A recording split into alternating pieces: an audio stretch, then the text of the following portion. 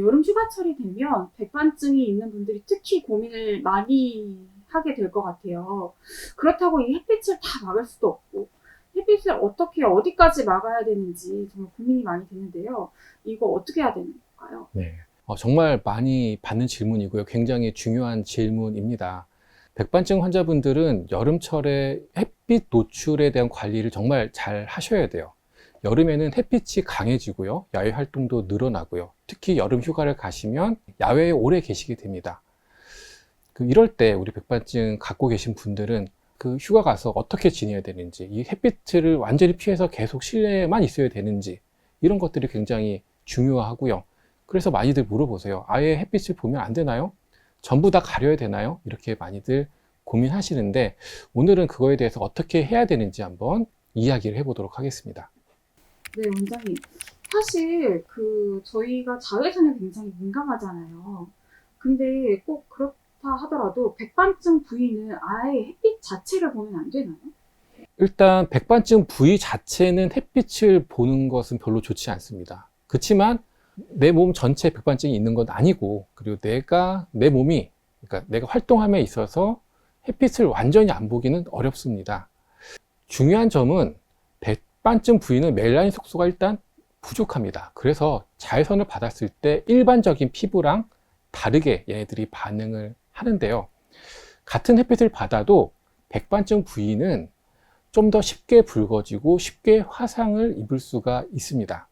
그리고 강한 햇빛을 오래 받으면 백반증 경계 부위에 자극이 생기고 정상적인 부위의 색 변화가 더욱더 어둡게 되어서 백반증 부위가 더 도드라져 보일 수가 있습니다. 그래서 첫 번째 원칙은 일단 직접적으로 백반증 부위가 햇빛을 보게 하는 것은 피해 주시는 것이 좋습니다. 특히 올 여름 정말 강한 더위가 예상이 되는데요.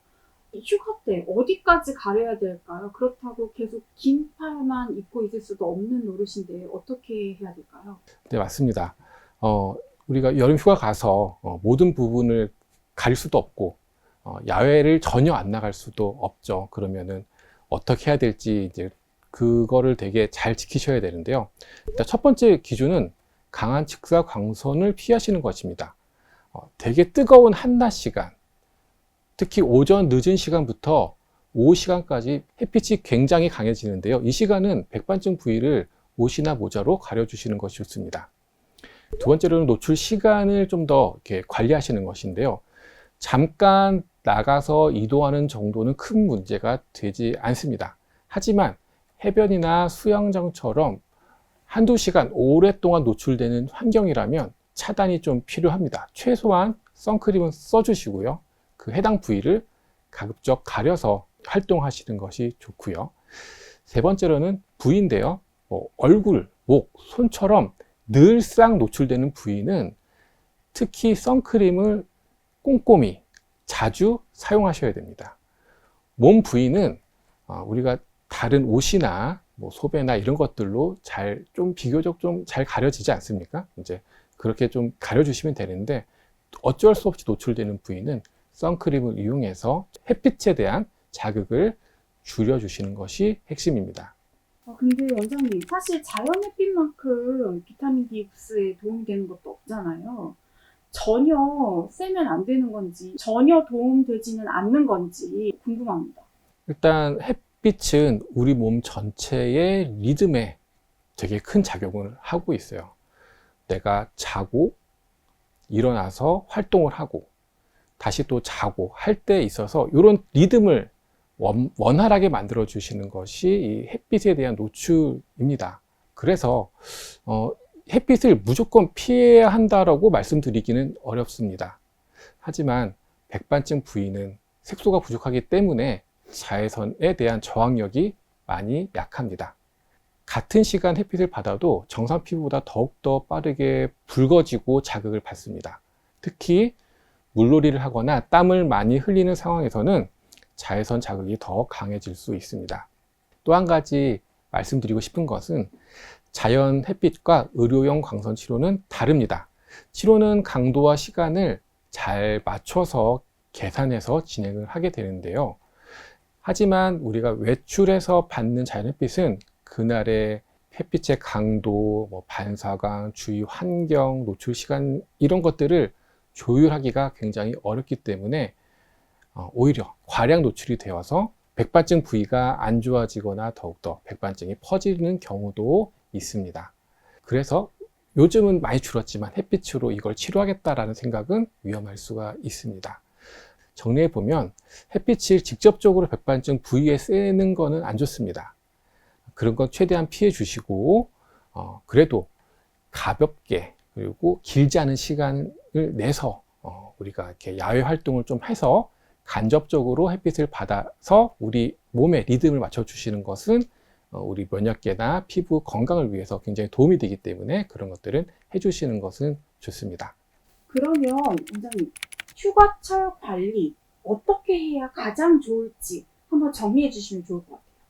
핵심은 두 가지입니다. 첫 번째로 과도한 노출을 피하는 것, 두 번째로는 화상을 만들지 않는 것입니다.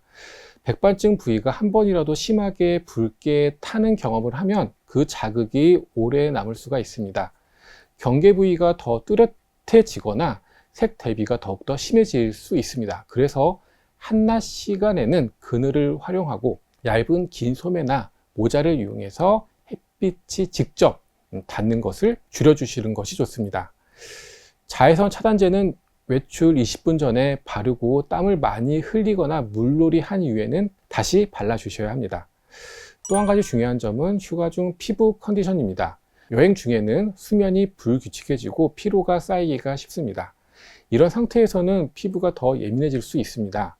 물놀이 이후에는 염분이나 염소 성분을 잘 씻어내고 보습을 충분히 해주셔야 됩니다. 피부 장벽을 안정시키는 과정이 필요합니다. 여름 휴가는 즐기셔도 됩니다. 다만 무리하지 않는 선에서 피부가 버틸 수 있는 범위를 잘 정해서 넘어가지 않는 것이 중요합니다. 완전히 숨기는 것이 목적이 아니라 자극을 줄이면서 안전하게 즐겨주시는 것, 그것이 핵심입니다. 네, 원장님 말씀을 일단 정리를 해보면 완전히 햇빛을 피하기보다 강한 직사광선을 조심하라는 말씀이시군요. 맞습니다. 휴가 가셔서 즐겁게 노시고 건강하게 즐기시다 오셔야 됩니다. 다만 강하게 직사광선을 오랫동안 쐬시면 그것은 백반증에 굉장히 안 좋습니다. 적절한 차단과 무리하지 않는 노출, 이 균형을 잘 기억하시면 여름 휴가도 충분히 즐기실 수 있을 것입니다.